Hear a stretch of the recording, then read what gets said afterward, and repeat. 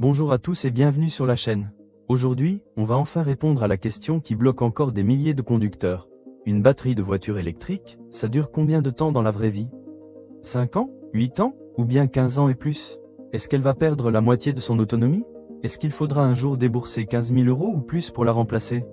On va parler chiffres réels, études indépendantes sur des dizaines de milliers de voitures et témoignages concrets. Pas de blabla marketing, pas de rumeurs Facebook ou TikTok. Dans cette vidéo, vous allez découvrir la vraie durée de vie en kilomètres et en années. La perte d'autonomie réelle année après année. Le rôle ultra important du BMS. Pourquoi la chimie de la batterie, NMC ou LFP, change tout. Et surtout pourquoi la gestion thermique est le facteur numéro 1. Parce que la batterie, c'est 30 à 40% du prix d'une voiture électrique, et c'est encore la plus grande peur des futurs acheteurs. Si vous êtes novice et que vous hésitez à passer à l'électrique, restez jusqu'à la fin.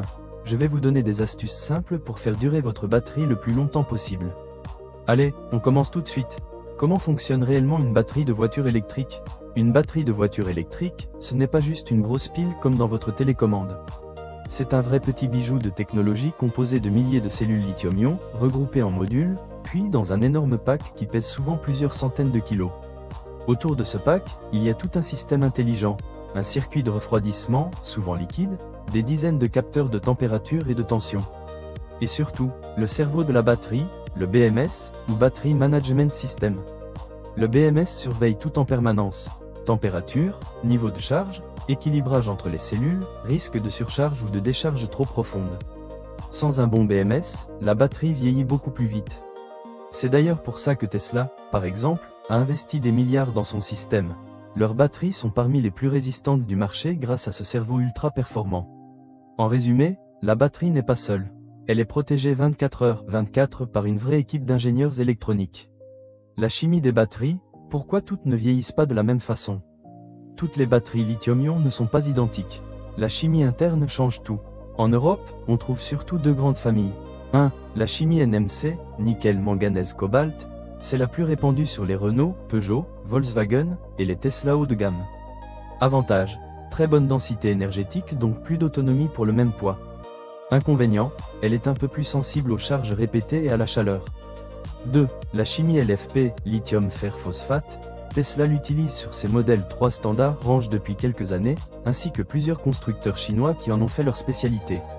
Avantage énorme: elle est beaucoup plus stable, supporte mieux les charges à 100%, les cycles répétés et le vieillissement naturel. Inconvénient: densité énergétique un peu plus faible, donc moins d'autonomie à poids égal. Concrètement, une batterie LFP peut facilement dépasser 3000 à 4000 cycles complets. Ça représente, en usage réel, plus de 600 000 à 800 000 km théoriques.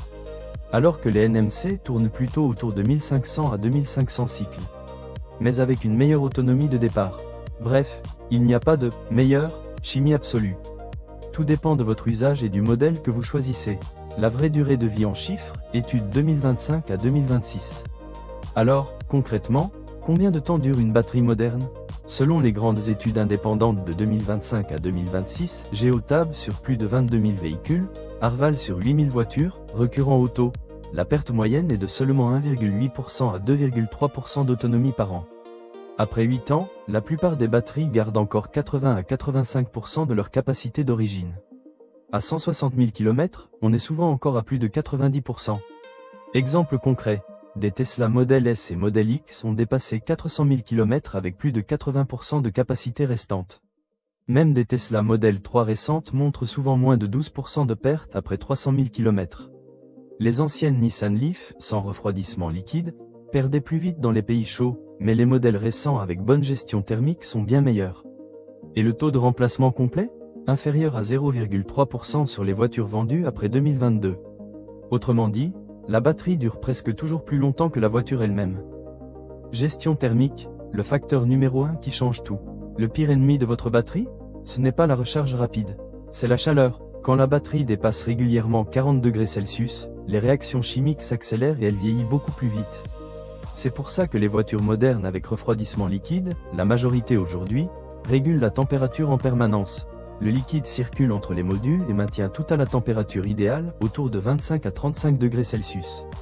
Résultat, dégradation bien plus lente.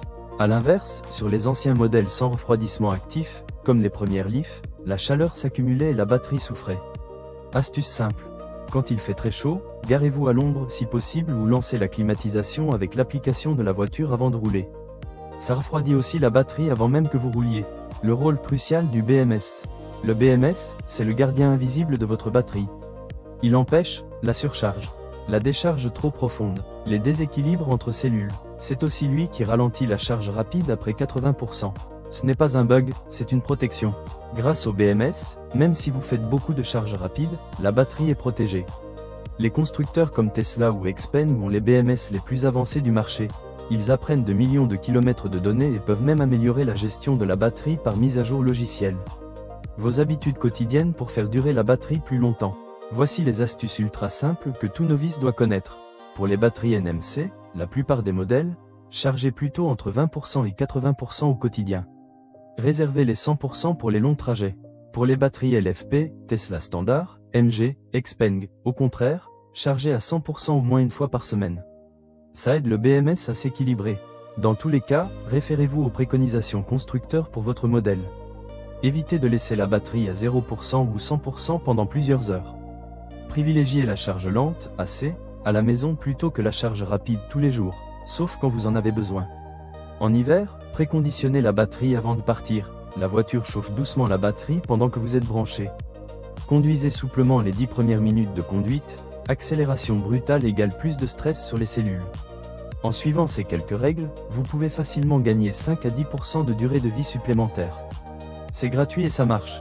Remplacement et réalité économique. Oui, un pack batterie neuf coûte cher, entre 10 000 et 20 000 euros selon le modèle. Tesla Model 3 autour de 13 à 18 000 euros batterie plus main d'œuvre. Mais dans les faits, les remplacements complets restent extrêmement rares avant 15 ans. Pourquoi? La garantie constructeur couvre généralement 8 ans ou 160 000 km avec au minimum 70% de capacité. Beaucoup de batteries se réparent module par module, divisant ainsi le coût par 3 ou 4. Il existe déjà des batteries reconditionnées ou de seconde vie beaucoup moins chères. Et dans quelques années, le recyclage et la production massive feront encore baisser les prix. Bref, le scénario catastrophe des 15 000 euros à 8 ans, ça n'arrive presque jamais. La batterie d'une voiture électrique n'est pas inconsommable à court terme. Dans la grande majorité des cas, elle durera plus longtemps que le reste du véhicule. La vraie question aujourd'hui n'est pas « est-ce que la batterie va mourir ?», mais plutôt « est-ce que la technologie actuelle sera dépassée avant que ma batterie ne s'use vraiment ?» Et franchement, c'est plutôt une bonne nouvelle. Si cette vidéo vous a aidé à y voir plus clair, likez, abonnez-vous et activez la cloche pour ne rien rater des prochaines explications claires sur l'électrique. Dites-moi en commentaire, quelle voiture électrique avez-vous ou encore laquelle envisagez-vous? Et quelle est votre plus grande peur concernant la batterie? On se retrouve très vite pour une nouvelle vidéo.